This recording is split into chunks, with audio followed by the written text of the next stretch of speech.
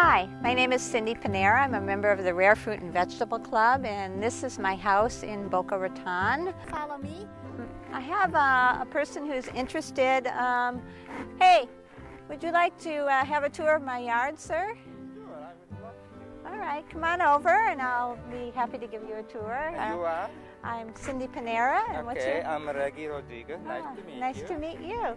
Are you interested in tropical fruit trees? I love tropical fruit. All right, let's go. Ready?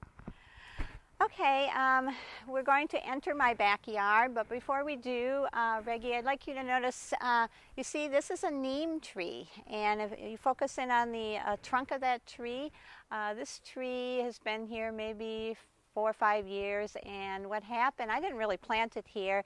There was another neem tree on the other side of the fence, and one of the seeds came over and landed here and planted itself. And I decided to leave it there, but what's interesting about the neem tree is it has antiseptic properties, and in India, you know, it has some religious significance. They use it you know, for some of their religious ceremonies. But also, you can take these leaves and you can put it in water and make a pesticide for it, and use it on other trees. And also what you can do is you can take all the leaves off and you can use it to clean your teeth here. You know, they use it for... Very practical. Yeah. Yes. All right, so come on in. This is, I have some dogs here. They're friendly, Hello, though. doggy. This is Crystal. Hello, Crystal. And that one is Romulus. Hello. Over here is my carambola. And can you see? There's some carambola up over there. If you would go over there and pull that branch down so that Carlos could, you know, is it perfect? No, that's a perfect one, you know. Okay. And we call that the star fruit. Yes, that's Okay. another name. Okay. That's another name for it, yeah. It's kind of an orange fruit. And let's see. There's one very ripe over here. Can you see one? Oh, yeah. Okay. Well, I've been eating these all day. Oh, no. Can you pick that? See, right up. And, you know, you eat the whole thing. There's a big seed in the center. Let's take the seed out. That's it. What does it taste like? False kava kava. Okay. Go ahead and break the leaf. Here, I'll hold this for you. And tell me what it smells like. Break open the leaf. Here, I'll hold this.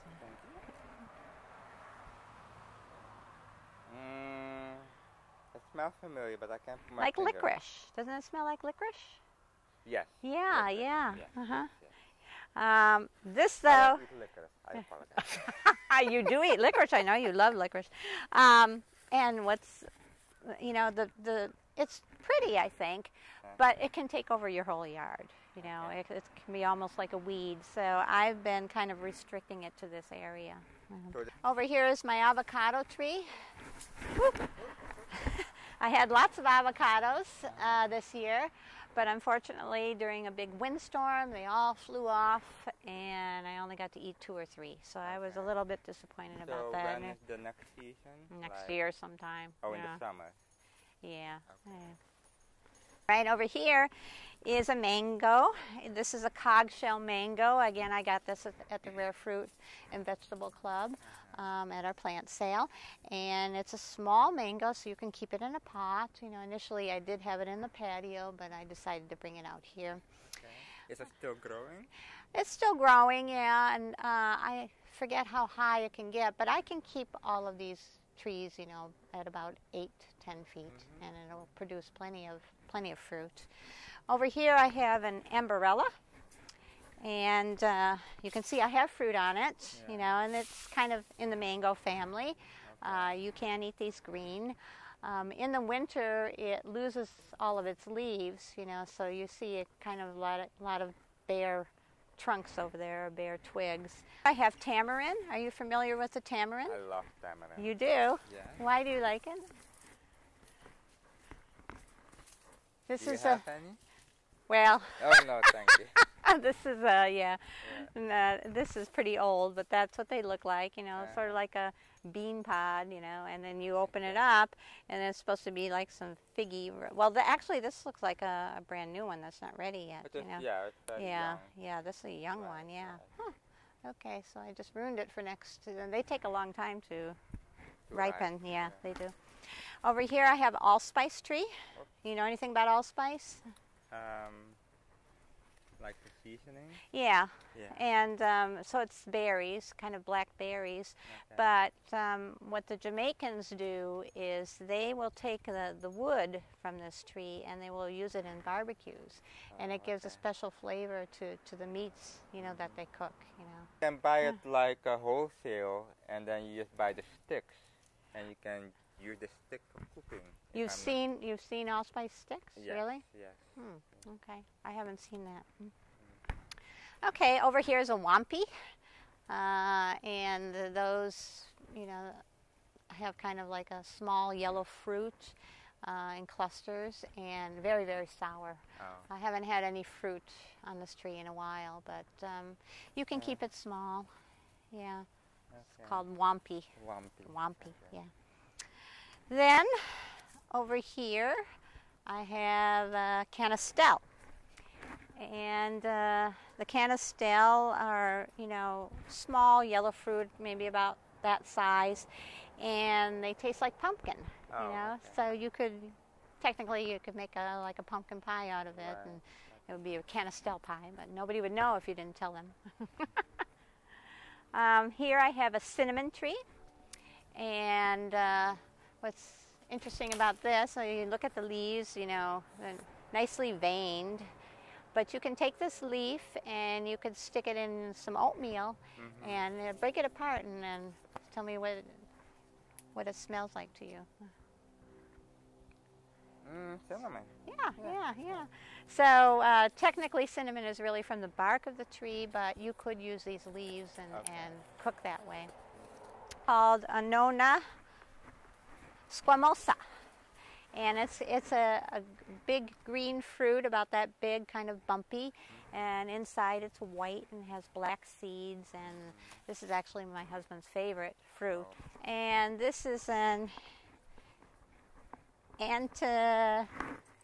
Antidesma buneus, okay? And this produces fruit that almost looks like grapes. You know, it'll be a cluster of grapes coming on it. And some people have like a genetic thing with their taste buds where when they taste it, they go, oh, it's terrible, it's really bitter. But, you know, most people think that this fruit is a good fruit and kind of sweet. And they would make it in wines or use it for pies. It also has healing purpose. The passion fruit. Yes, it is. And as you can see, these vines, they go crazy, you know, and they go all over. If Carlos could, you know, pan, you know, all over the fence. And right now, this time of year, I should be chopping it down all the way to the ground, you know, about this low, so and you have one fruit here coming up. Is there? Oh, you found it. Oh, Carlos, can you focus in on that? We found a fruit. And, you know, the problem with this is you cannot pick them, you know, before they're ripe. Exactly. You gotta become yellow and then they're ready to eat. And actually, usually when I find that they're ripe is when I see them on the ground already, you know. So the jackfruit, and this tree, you know, will grow tall and straight. But like all of my fruit trees, you can keep them short. You can keep them, you know, between 10 and 20 feet, no problem. And here's a picture of the jackfruit. That's what it would look like, you know. And what's interesting about the jackfruit is that it doesn't grow off of the twigs, you know, near the leaves. It actually grows right on the trunk. Because and it's so happy. Yeah, it's like the size of a watermelon, you know. It's a pretty cool fruit. I had 3 of them this year, but I picked them too young, and they were dry, so I wasn't able to eat them. Over here I have their black sapote, and you know what? I do have some fruit. Yeah. And the problem is that you can't, can you see that fruit, Carlos? You cannot pick that. This one here. Wait. You see that one? Yeah, you can't pick it until they're ready. And know. they turn what, yellow? They get brown. Oh, brown. And they look like they're rotten, you know, and they taste like chocolate. Okay. Chocolate pudding. So when you open it up, it is like white on the inside? No, it's brown. It's brown. It's brown. But I've tried to pick them when they're too young, and I left them like on the counter for a month, and they never did ripen. So I have a mango in a pot. And again, this is a mango that you can keep short. And I did have one mango this year. Then over here, my husband and I are into the mojitos, mojito martini. And so you need sugar cane for that. And so I got this at the Rare Fruit and Vegetable Club at our nursery. We have our own nursery. And so I took a couple of them and planted it, and they're growing pretty good. I think this one's going to be almost ready soon, that we'll be able to have some sugar cane with our mojito. Over here is a Barbados cherry, nice little bushy tree that you can keep in a pot and small. And this year I did have some cherries, but I believe they ripened and fell before I had a chance to eat them. Grumichama. And that's another cherry type tree. I am going to repot it one of these days. The pot's kind of small. Pull off one of these leaves and tell me what you think it smells like. You have to break the leaf and what does it smell like to you? Oh God. I know you know this.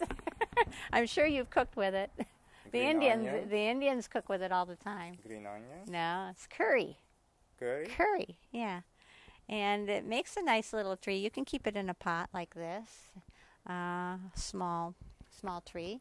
And this one here, break off one of these leaves, Reggie, and tell me what you think it is. And break it. You have to break it in order to smell it. This is like those black piment thing that you put in soup. Well, my mother loves them. I don't. It's bay rum, actually, bay rum. Okay. Maybe your mother does put it in soup. I don't know, but you know. Well, it's actually like black pepper, but then bigger.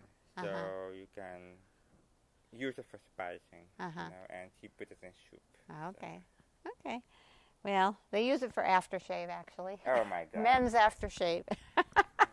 Lovely. Thank you very much for taking this tour, Reggie. Oh, you're welcome. Anytime. Okay.